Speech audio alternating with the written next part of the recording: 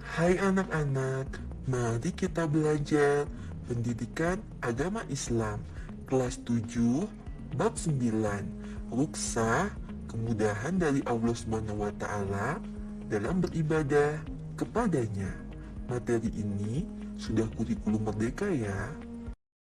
1. Memahami makna rukhsah. Rukhsah secara bahasa memiliki arti keringanan atau kelonggaran.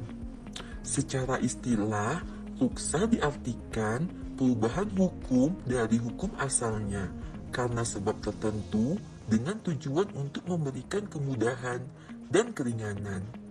Hukum rukhsah adalah al-ibahah atau dibolehkan karena kebutuhan atau keterpaksaan. Hukum rukhsah sesuai dengan firman Allah SWT pada surat Al-Baqarah ayat 286 yang artinya Allah tidak membebani seseorang melainkan sesuai dengan kesanggupannya. Dia mendapat pahala dari kebajikan yang dikerjakannya dan dia mendapat siksa dari kejahatan yang diperbuatnya. Apa saja yang menjadi alasan diperbolehkannya rukhsah? Berikut ini adalah uraian singkatnya. A. Tujuan rukhsah bukan untuk berlaku zalim, dosa, atau meringan-ringankan suatu hukum yang sudah ringan. B. Orang yang sedang dalam perjalanan atau musafir diberikan keringanan sesuai dengan jarak dan kondisi yang ditentukan. C. Rukhsah bagi orang jika tidak mampu menjalankannya seperti puasa di bulan Ramadan dikarenakan musafir atau sakit. D. Rukhsah bertujuan pula untuk menghilangkan kesulitan dan menghendaki keringanan sampai menemukan kelapangan sesudahnya. Manusia dapat memilih antara melaksanakan azimah, ketentuan semula, atau rukhsah, keringanan. Rukhsah terbagi dua macam, yaitu A. Rukhsah yang mengandung istihsan atau kebaikan. Pelaksanaan azimah atau rukhsah dapat dipilih oleh seseorang apabila rukhsah yang dipilih itu lebih baik. Contohnya, musafir tidak berpuasa pada Ramadan. B. Rukhsah yang menggugurkan hukum azimah.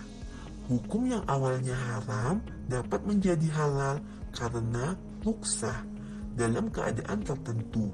Contohnya, meminum tuak atau memakan bangkai pada saat keadaan tertentu dapat dihalalkan.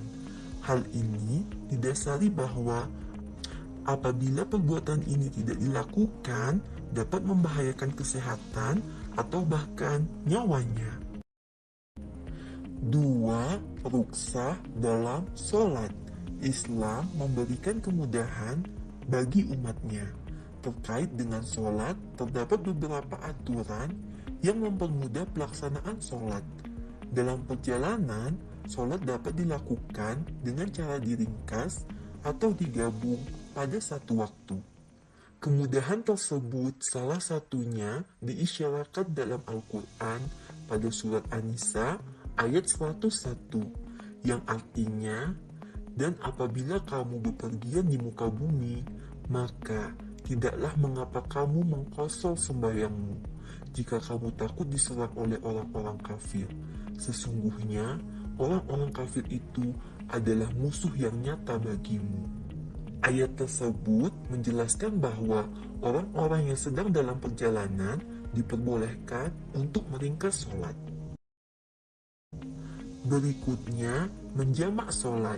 Rasulullah Shallallahu Alaihi Wasallam pernah melakukan sholat jamak sebagaimana yang tertera pada hadis berikut, yang artinya dari Anas radhiyallahu an, apabila Nabi Shallallahu Alaihi Wasallam akan menjamak dua sholat dalam perjalanan, beliau mengakhirkan sholat zuhur hingga awal waktu asar.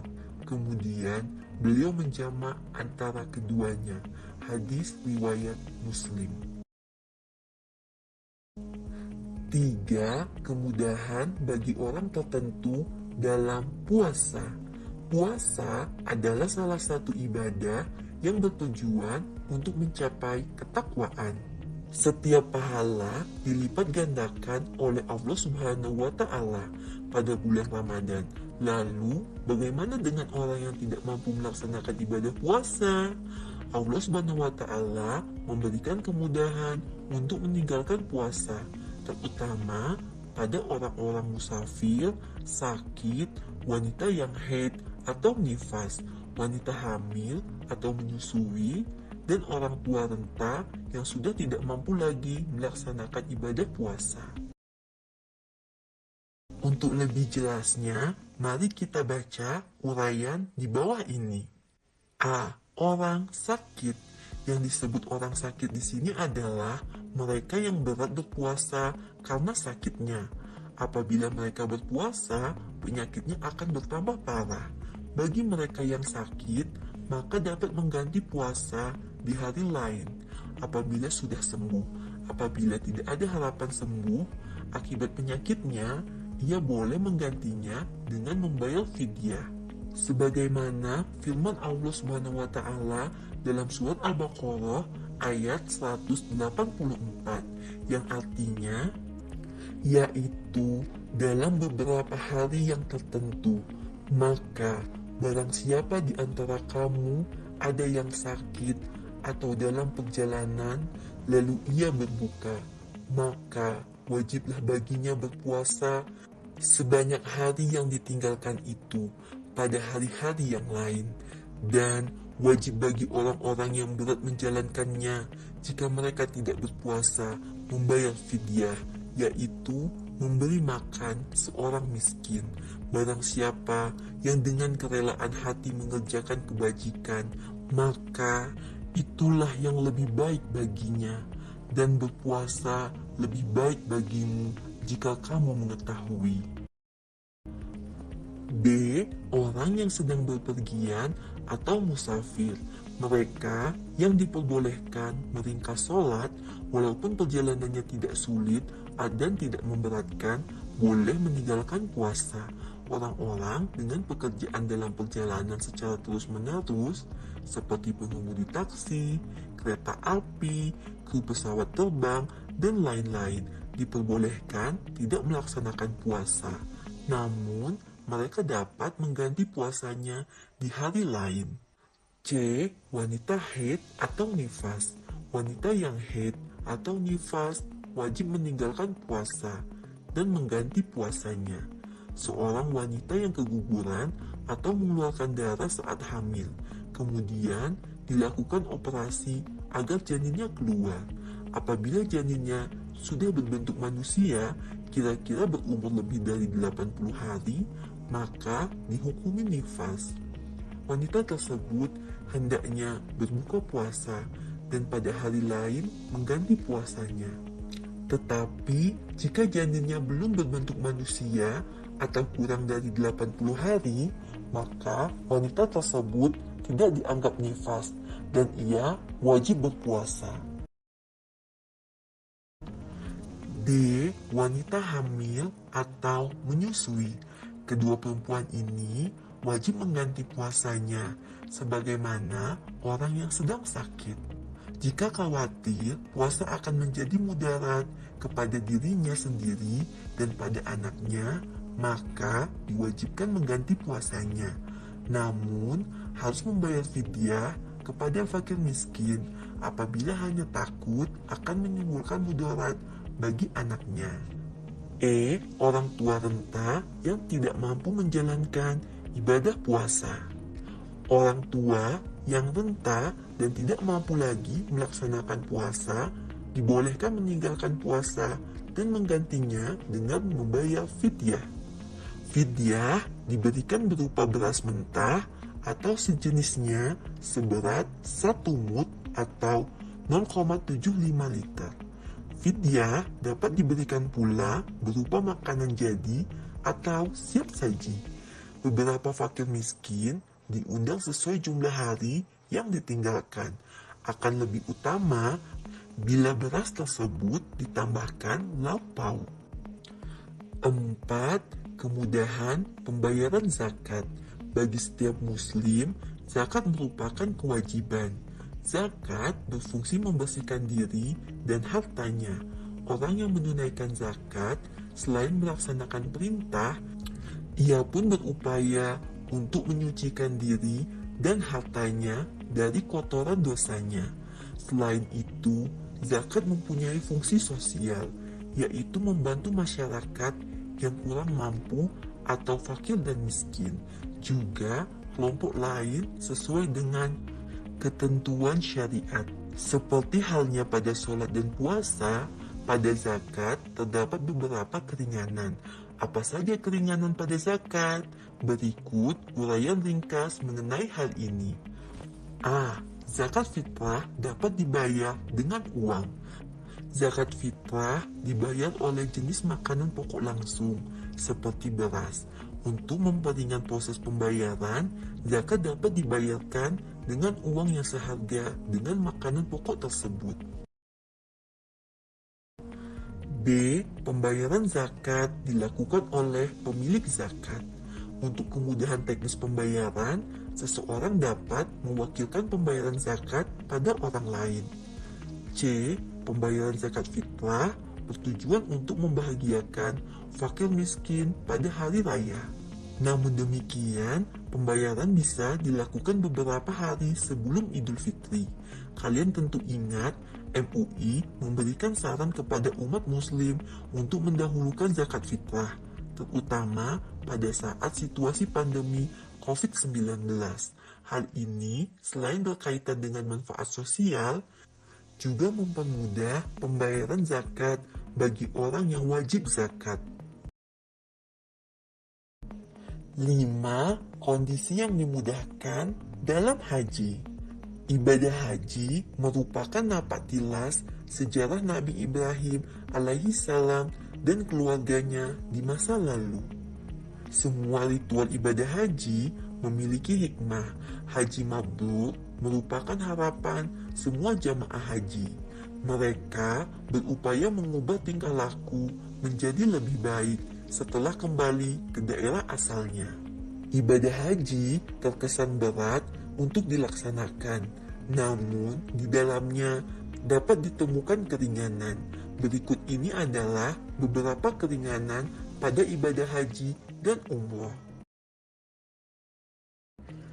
A. Ibadah haji diperuntukkan hanya bagi orang yang mampu. Ibadah haji merupakan rukun Islam yang pelaksanaannya tidak diwajibkan kecuali hanya kepada mereka yang mampu. Allah Subhanahu wa Ta'ala mewajibkan ibadah ini hanya kepada mereka yang mampu untuk berangkat haji. Mereka yang tidak masuk dalam kategori mampu tidak diwajibkan untuk mengerjakan ibadah haji. Allah Subhanahu wa Ta'ala berfirman dalam surat Al-Imran ayat 97 yang artinya, di sana terdapat tanda-tanda yang jelas, di antaranya makam Ibrahim. Barang siapa memasukinya, yaitu Baitullah, amanlah dia. Dan di antara kewajiban manusia terhadap Allah adalah melaksanakan ibadah haji ke Baitullah, yaitu bagi orang-orang yang mampu mengadakan perjalanan ke sana. Barang siapa mengingkari kewajiban haji, maka ketahuilah bahwa Allah Maha Kaya, tidak memerlukan sesuatu dari seluruh alam. B. Haji dilaksanakan sekali seumur hidup. Ibadah haji diwajibkan hanya sekali dalam seumur hidup. Apabila akan melaksanakan ibadah haji lagi, maka hukumnya sudah tidak wajib lagi. C. Pelaksanaan ibadah haji boleh ditunda meski sudah mampu. Seseorang sudah masuk dalam kategori mampu, akan tetapi belum melaksanakan ibadah haji. Hal ini diperbolehkan. Rasulullah Shallallahu Alaihi Wasallam pada saat turunnya ayat tentang haji tahun ke-6 Hijriah, tetapi Rasulullah Shallallahu Alaihi Wasallam baru melaksanakan ibadah haji pada tahun ke-10 Hijriah. Pada situasi pandemi COVID-19 ini, ibadah haji dapat ditunda, walaupun sudah ada ketentuan untuk berangkat. Hal ini dilakukan untuk kemaslahatan umat. D. Melaksanakan ibadah haji boleh memilih tamattu, qiron, atau ifrad. Ibadah haji dipandang berat karena harus meninggalkan tanah air dalam jarak yang jauh dengan waktu yang lama. Akan tetapi, di balik itu terdapat kemudahan yang diperoleh. Tata cara pelaksanaan ibadah haji memberikan pilihan dan keringanan bagi jamaah haji, yaitu 1. Ifrad, yaitu haji dikerjakan terlebih dahulu, kemudian umroh. 2. Tamattu, yaitu umroh dikerjakan terlebih dahulu, kemudian haji. 3. Qiron, yaitu haji dan umroh dilaksanakan secara bersamaan. E. Pelaksanaan ibadah haji boleh dikerjakan orang lain. Kalian sering mendengar istilah badal haji atau al-hajj al-ghair, melakukan ibadah haji untuk orang lain. Ibadah yang bisa diwakilkan oleh orang lain umumnya adalah ibadah yang bersifat muamalah atau setidaknya bernuansa materi. Ibadah haji bisa diwakilkan meski orangnya masih hidup, misalnya karena sudah tua atau dalam keadaan sakit. Ibadah haji itu dikerjakan oleh orang lain yang mewakilinya. Melontar jumroh. F. Pembayaran dam boleh digantikan dengan puasa. Pembayaran dam dalam ibadah haji dengan menyembelih kambing dapat diganti dengan puasa 3 hari di tanah suci dan 7 hari di tanah air. Orang yang melaksanakan tamattu dan qiron terkena kewajiban membayar dam. Namun, kalaupun tidak punya uang untuk menyembelih kambing, dendanya dapat diganti dengan berpuasa 3 hari di tanah suci dan 7 hari setelah kembali ke tanah air. G. Tidak bermalam di Mina. Bermalam di Mina untuk melontar jumroh bukan termasuk rukun haji, melainkan wajib haji. Melontar jumroh boleh tidak dikerjakan asalkan membayar dam. Nabi Shallallahu Alaihi Wasallam memberikan banyak keringanan kepada para sahabat yang tidak bisa ikut bermalam di Mina atau di Muzdalifah. H. Ibadah lain yang berpahala setara dengan melaksanakan ibadah haji. Allah Subhanahu wa Ta'ala melimpahkan kasih sayang dengan memberikan pahala yang berlipat ganda. Allah Subhanahu wa Ta'ala juga menyediakan pahala yang besar untuk ibadah yang terlihat kecil dan mudah. Orang yang belum mampu mengerjakan haji namun beramal dengan ikhlas dan istiqomah akan diberi pahala setara ibadah haji. Apa saja ibadah tersebut? Sholat berjamaah, selain diberi pahala 27 derajat, juga diberikan pahala ibadah haji apabila dilakukan secara istiqomah. Orang yang istiqomah melaksanakan sholat duha diberikan pahala pula seperti ibadah umroh. 6. Hikmah ruksah. Ruksah dalam Islam memiliki banyak hikmah. Di antaranya A. Mempermudah pelaksanaan syariat Islam. Agama tidak menghendaki kesukaran.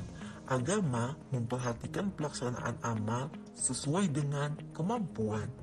B. Pembuktian bahwa syariat Islam tidak kaku dan tidak pula ekstrim. C. Menguatkan istiqomah dalam ibadah dan cinta ajaran Islam.